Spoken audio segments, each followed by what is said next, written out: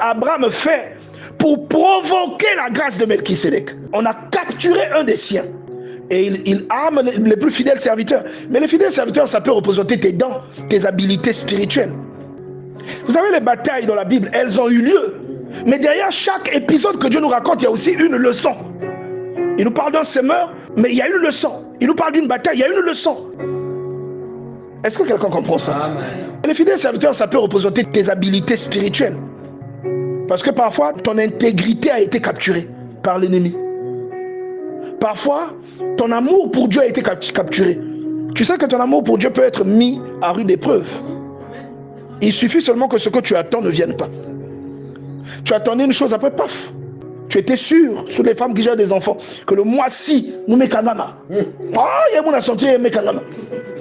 Parfois, tu es en train de louer dans un culte.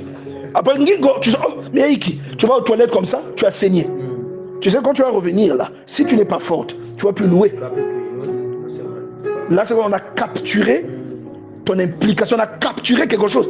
Et maintenant, il faut prendre, armer tout ce qu'il y a en toi comme habilité spirituelle, aller en guerre, aller reconquérir ce que le diable a attrapé derrière l'épreuve qui est venue dans ta vie, qui t'a blessé, qui a blessé ta femme, qui vous a fait pleurer. Est-ce que tu comprends ça? Je ne sais pas si vous comprenez. Je vous assure. Et tu vas reconquérir. Et tu sors victorieux. Quand tu reviens, qu'est-ce que Dieu fait? Il va forcément te recevoir. On n'a pas reçu Abraham parce qu'il avait tué des gens. Melchisédek est allé rencontrer Abraham parce qu'il est revenu victorieux. Il a délivré les captifs. Et la Bible dit que Abraham lui a donné la dîme de tout. Et Melchisédek lui a donné du vin et du pain, c'est-à-dire la vie de Dieu. Parce que c'est la même chose que Jésus fait avec les disciples. Vous voyez? Et moi, je suis en train de voir, par exemple, le nombre de témoignages qu'on a eu, même ces 6 derniers mois. Je vais dire même toute cette année. Il y a eu des témoignages incroyables, des témoignages qui s'arrêtent entre nous. Il y a des témoignages que l'on donne pendant les cultes. Mais Dieu a travaillé. Dieu a béni. Dieu a donné. Dieu a délivré. Et les témoignages sont là. Tout le monde a constaté une migration. Tout à l'heure, on a parlé de ce que tu as vécu. Amen. Bon, pourquoi depuis ce temps-là, tu ne manifestais pas ça? Tu vois que c'était enfermé quelque part. Maintenant, qu'est-ce que tu as dû faire? Moi, j'appelle ça courtiser Dieu. Courtiser. Tu vas reconquérir. Et tu sors victorieux.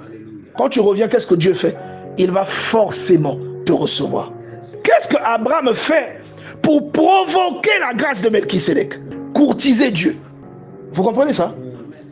Quand vous lisez Genèse chapitre 27, Isaac est devenu vieux. Il dit à son fils, va à la chasse, prépare, donne-moi à manger, afin que mon âme te bénisse. Courtiser Dieu, courtiser. Il y a des choses qu'on fait. Bien aimé, tu n'as pas de questions à te poser. C'est un principe, tu sais que ça va arriver. Je vous jure, quand on a planté l'avocatier là, l'avocatier était là-bas, on l'a déplacé.